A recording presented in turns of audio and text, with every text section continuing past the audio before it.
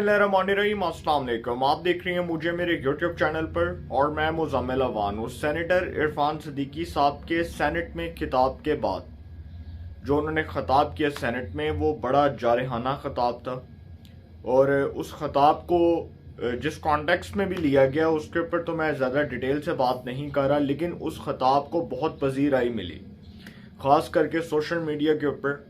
और जिस तरह का उन्होंने ख़ताब किया था सेनेट के अंदर, वो बेसिकली अदलिया ने जो फरमाया, जिस तरह के अदलिया के रिमार्क्स थे, देखें हमारी मोअज़्ज़ज़ अदालत ऑनरेबल कोर्ट, मैंने आपको पहले भी बताया था कि फ़ैसला ज़रूर जारी कर सकती है, अपने दायरा कार में रहकर काम कर सकती है, लेकिन अपनी हदूद से तजावुज़ नहीं कर सकती। जो इख्तियारात पार्लियामेंट के हैं वो पार्लियामेंट के इख्तियारात हैं, जो अदलिया के इख्तियारात हैं वो अदलिया के इख्तियारात हैं। ना तो पार्लियामेंट अदलिया के इख्तियारात में मुदाखलत कर सकती है और ना ही अदलिया पार्लियामेंट के इख्तियारात में मुदाखलत कर सकती है।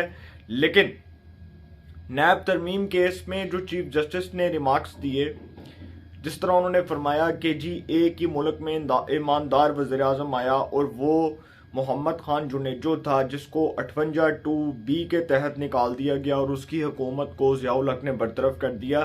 तो सर फिर सवाल ये बनता है कि क्या पाकिस्तान के जो बाकी वज़राए आज़म आए वो सब चोर थे? क्या वो सब डाकू थे?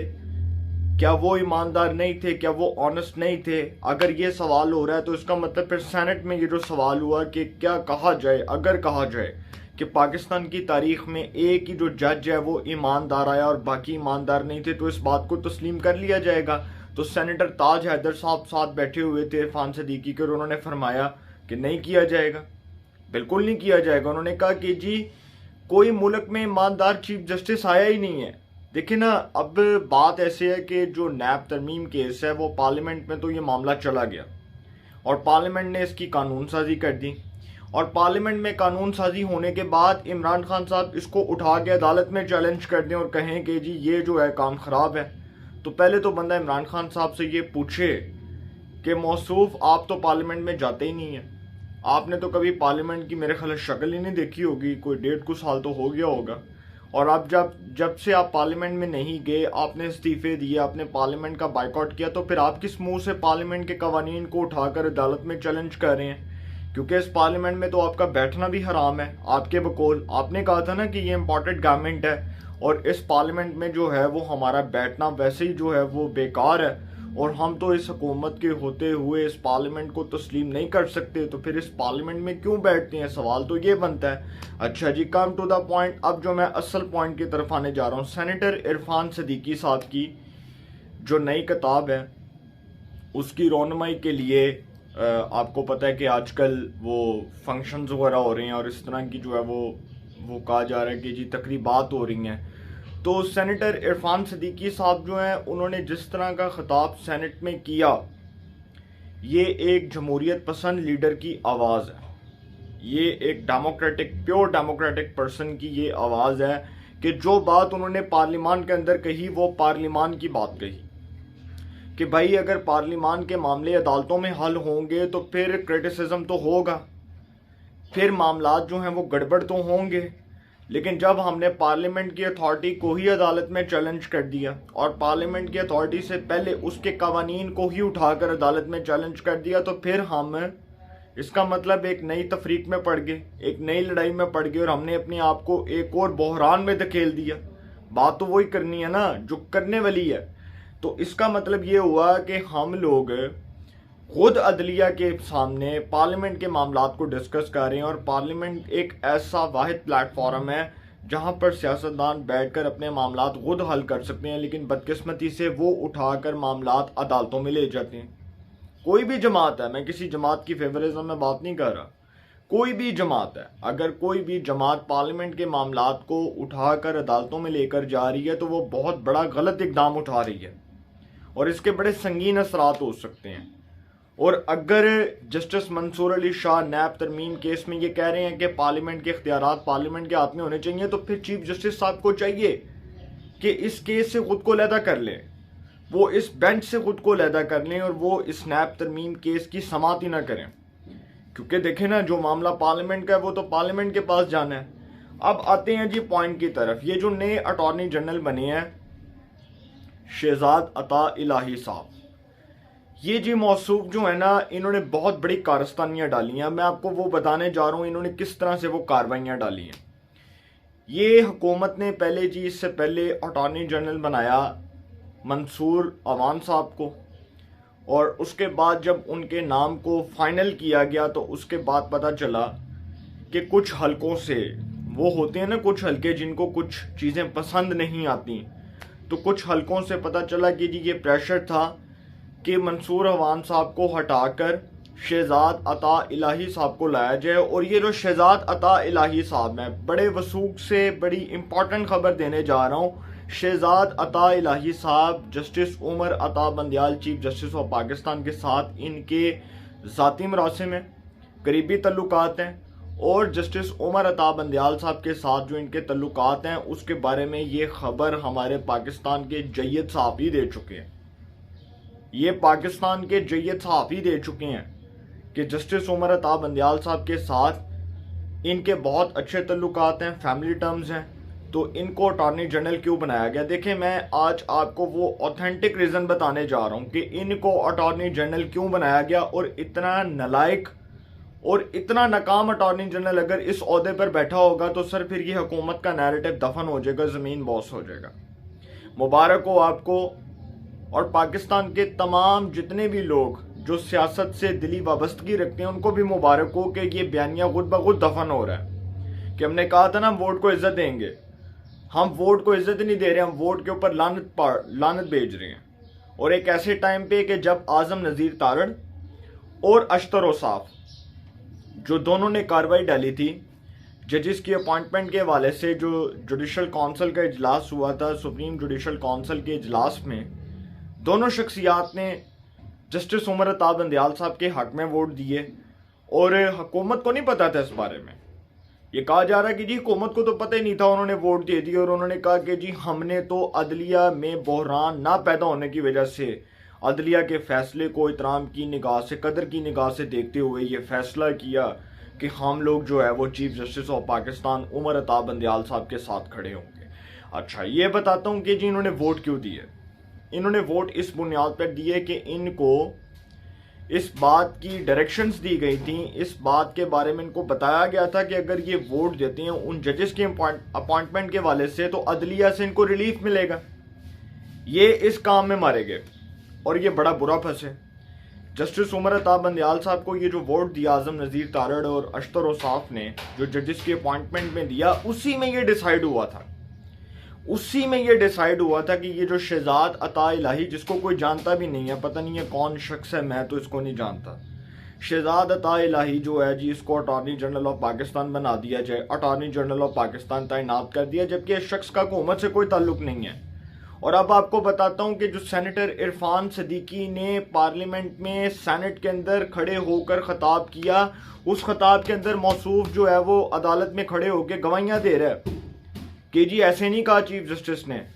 मतलब आप अंदाज़ा लगाएं कि बात जो है वो तरले मिनटों तक, माफ़ी तलाफियों तक, नौबतों तक, यहाँ तक पहुँच गई है। और यहाँ तक बात आ गई है कि अब तरले मिनते करने पड़ रहे हैं और अब जो है वो काम जो है वो इस तरह से चलाना पड़ रहा है। तो आप सर अंदाज़ा लगाएं कि जो नए अटॉर्नी जनरल है वो अदलिया में खड़े होकर पता क्या फरमाते हैं। मौसूफ फरमा रहे हैं कि चीफ जस्टिस के मोहम्मद खान जुनेजो से मुतल्लिक रिमार्क्स में ये उन्होंने नहीं कहा था, इन रिमार्क्स से मुतल्लिक कोई सदाकत नहीं। फिर कहते हैं कि नैब तरमीम केस की समाअत के दौरान मैं वहाँ खुद मौजूद था। बंदा पूछे कि आप वहाँ पर क्या कर रहे थे। देखिए ना, अटॉर्नी जनरल गवर्नमेंट का रिप्रेजेंटेटिव होता है, वो अदलिया का रिप्रेजेंटेटिव नहीं होता। बंदा पूछे कि आप अदलिया में खड़े होकर नैब तरमीम केस की समाअत के दौरान क्या कर रहे थे, सवाल बनता है ना। तो फिर कह रहे हैं कि जी, आगे से फरमाते हैं कि जी मैं तो वहाँ पर नैब तरमीम केस की समाअत के दौरान वहाँ पर मौजूद था। अच्छा, वहाँ पर मौजूद थे तो वहाँ पर इसका मतलब क्या आप अदलिया को डिफेंड कर रहे हैं, जस्टिफाई कर रहे हैं। आप वहाँ पर क्या कर रहे थे? क्या आप वहाँ पर चीफ जस्टिस ऑफ पाकिस्तान के नुमाइंदे के तौर पर गए थे या गवर्नमेंट के रिप्रेजेंटेटिव के तौर पर गए थे? ये बताना पड़ेगा कौम को कि आप वहाँ पर किस लिए गए थे। ये तो पूरी कौम जानना चाहती है ना कि भाई आपको अटॉर्नी जनरल तो इस गवर्नमेंट ने तैनात किया, तो आपको जब इस गवर्नमेंट ने तैनात कर दिया तो फिर आप गवर्नमेंट का नैरेटिव उसको सपोर्ट करेंगे या अदलिया के नैरेटिव को सपोर्ट करेंगे? और मौसूफ खत लिख के कह रहे हैं, मौसूफ खत लिख के ये फरमा रहे हैं, और फिर मौसूफ जो हैं जिस तरह से अटॉर्नी जनरल बने अब सफाइयाँ दे रहे हैं और अब बता रहे हैं कि जी वो जो है ना, वो इरफान सिद्दीकी साहब ने वो बात की थी उसका हरगिज़ मतलब ये नहीं था, और चीफ जस्टिस ने जो बात की वो बिल्कुल आउट ऑफ कॉन्टेक्स्ट उसको सियाको सबाक से हटकर पेश किया गया। तो सर इस हवाले से तो एलामिया भी आ सकता था सुप्रीम कोर्ट का। आप हुकूमत के तर्जुमान हैं, इस रियासत के तर्जुमान हैं या इस अदलिया के तर्जुमान हैं, ये फैसला कर लें। पहले ये बता दें कि आप किसके तर्जुमान हैं। और फिर मौसूफ जो हैं वो फरमा रहे हैं ख़त लिख के कि जी वो चीफ जस्टिस जो है ना उनका कहने का मकसद ये नहीं था। भाई एलामिया सुप्रीम कोर्ट का आया कोई नहीं, सुप्रीम कोर्ट ने इस हवाले से कोई बात नहीं की, ना सुप्रीम कोर्ट के कोई एलामिया में इस किस्म की कोई बात हुई कि जिस बयान को सियाको सबाक से हटकर पेश किया गया। बार कौंसल्स जो हैं वो बाद में अपना इसके ऊपर बयान देंगी, जो भी होगा सुप्रीम कोर्ट बार, पाकिस्तान बार कौंसल, फिर तमाम जितनी भी हमारी लॉयर कोर्ट्स हैं उसकी बार, जो भी उनका नैरेटिव होगा उसके ऊपर तो बाद में बात करेंगे। लेकिन मौसूफ आप अटॉर्नी जनरल किसके हैं? इस हुकूमत के हैं, इस रियासत के हैं या इस अदलिया के हैं? पहले तो ये फैसला कर लें कि आप अटॉर्नी जनरल किसके हैं। और फिर इरफान सिद्दीकी साहब के ऊपर बोल रहे हैं, जो इरफान सिद्दीकी साहब के सामने इनका जीरो कैलिबर है। ये अटॉर्नी जनरल जिस शख्स को बनाया इन्होंने, शहजाद अता इलाही, जिसको कोई जानता भी नहीं है। अब ये जो इतना कमज़ोर अटॉर्नी जनरल है, जब वो इतनी कमज़ोर दलीलें और इतनी कमज़ोर बुनियादें अदालत में खड़े होकर देगा तो फिर अदालत के जजेस भी ऐसे बंदे का मजाक उड़ाएंगे, और फिर ख़ास करके इस हुकूमत का मजाक उड़ाया जाएगा जिसको आज तक कोई चज का अटॉर्नी जनरल नहीं मिला। पहले इन्होंने अशतर साहब को बनाया। अशतर साहब के बारे में भी यही पता था लोगों को कि अशतर साहब जो हैं वो बड़े ढीले मिजाज के, बड़े धीमे मिजाज के बंदे हैं, और बहुत ठीक है अच्छे बंदे हैं, शरीफ आदमी थे। लेकिन वो गवर्नमेंट का नैरेटिव तो सब उसको तो बिल्डअप नहीं कर सके। वो अदालत में वो बातें बड़े जो है वो जारहाना अंदाज में नहीं कर सके जो गवर्नमेंट के नैरेटिव को करना चाहिए था। जिस तरह से गवर्नमेंट के नैरेटिव को स्ट्रॉन्ग करना चाहिए था, उसको मजीद जो है वो स्ट्रेंथन करने की जरूरत थी, वो बातें वो नहीं कर सके। इसी तरह ये इतना कमज़ोर अटॉर्नी जनरल जब इतनी कमज़ोर बुनियादों पर इतनी कमज़ोर दलीलें देगा ना, तो सर लोग मजाक उड़ाएंगे। और फिर अगर आप इस तरह से बात करें कि जी वो चीफ जस्टिस, और भाई चीफ जस्टिस ने आपको तर्जुमान रखा हुआ है, चीफ जस्टिस ने आपको अपनी तर्जुमानी के लिए रखा है, आपको अपना स्पोक्स पर्सन रखा है, वो खुद भी बयान दे सकते हैं, वो खुद भी इस बात से इंकारी। अच्छा ये कहते हैं कि जी चीफ जस्टिस के बयान को सियाको सबाक से हटके पेश किया गया और उनका कहने का मकसद ये नहीं था, तो फिर करें कार्रवाई इसके ऊपर, स्टार्ट करें, फिर करें इसके ऊपर इन्वेस्टिगेशन। नहीं कहा ना, वो कहते हैं कि जी नहीं कहा, तो बकौल शहजाद अता इलाही चीफ जस्टिस ने ये बात नहीं की, तो फिर स्टार्ट करें, इंक्वायरी स्टार्ट करें इस बात की कि ये फिर बयान किस तरह से चलवाया गया चीफ जस्टिस का। और टीवी के ऊपर जो बयान उनके नाम से मंसूब आया, जो टीवी ट्रिगर्स के ऊपर उनके नाम से मंसूब बयान आया, वो किस तरह से आया, इसका मतलब कि ये तो डिनाई कर रहे हैं, इन्होंने तो नहीं मानना। लेकिन वो बयान जो खुद चीफ जस्टिस ने दिया बकौल टीवी चैनल्स के, मोहम्मद खान जो इस मुल्क का बड़ा ऑनेस्ट और बड़ा ईमानदार वज़ीर-ए-आज़म था, और उसके अलावा इस मुल्क में कोई ईमानदार वज़ीर-ए-आज़म नहीं आया, तो सर फिर पागल तो नहीं है इरफान सिद्दीकी कि वो सेनेट में गरजे बरसे और सेनेट में खड़े होकर वो इस किस्म की बात कर रहे थे। इसका मतलब कि फिर उनको कोई ख्वाब तो नहीं आया, या वो मेंटली तौर पे कुछ सिक तो नहीं है। वो तो एक पाकिस्तान के बड़े जय्यद सहाफ़ियों में शुमार होने वाले शख्स हैं, और इतने सालों से वो कॉलम लिख रहे हैं, कॉलम नवीस हैं, और इतने बड़े मायानाज प्रोफेसर हैं। तो सर वो बेवकूफ़ तो नहीं होगा ना कोई बंदा कि वो सेनेट में खड़ा होके या किसी भी जगह पे खड़ा होके एक शख्स के बयान के ऊपर मजम्मत जारी करे और उसके बयान के ऊपर रिस्पॉन्ड करे। मतलब मेरी समझ से बाहर है कि ये कौन से लोग हैं। और सर इरफान सिद्दीकी साहब जो है ना वो डट गए हैं, बिल्कुल ऐसे ही डट गए हैं वो अपने नैरेटिव के ऊपर। और ये भी वक्त आ गया है कि माफ़ी तलाफियों का, तरलों मिनतों का सिलसिला शुरू हो चुका है, और इसलिए कि जी अब पाँव पकड़ के गुजारा कर लिया जाए। अब सबको शायद याद है कि 2 मई के वाक़े के ऊपर जनरल इशफाक परवेज़ कियानी, उस वक्त के चीफ ऑफ आर्मी स्टाफ जो एक वक्त में हुआ करते थे, और जनरल वो क्या नाम था उनका, वो जो DG ISI थे, जनरल शुजा पाशा, ये दोनों शख्सियात को 2 मई के वाक़े के ऊपर पार्लियामेंट में तलब किया गया और ये पार्लियामेंट में गए। और उस वक्त के खैर से जो हमारे चौधरी निसार अली खान साहब थे, जो उस वक्त नून लीग का हिस्सा हुआ करते थे, उन्होंने कहा नहीं जी नहीं, इस तरह से तो इदारों की तौहीन होती है। तो सर अगर ये प्रेसिडेंट सेट हो गया था, ये मिसाल कायम हो गई थी कि इस मुल्क में हर इदारा अकाउंटेबल है, नैब अकाउंटेबल है, ठीक है, सुप्रीम कोर्ट नैब तरमीम केस के ऊपर फैसला जारी करे। मैं नहीं कहता नहीं करना चाहिए, करना चाहिए। नैब के कानून में तरमीम होनी चाहिए, उसके लॉ में तरमीम होनी चाहिए, इसलिए क्योंकि वो काला कानून जो बनाया गया था वो मुखालफिन को रगड़ा लगाने के लिए बनाया गया था। तो अगर इस मुल्क में ये एहतसाब का जो निज़ाम है उसको स्ट्रेंथन करने की ज़रूरत है, तो सर फिर इदारों के एहतसाब करने की भी ज़रूरत है।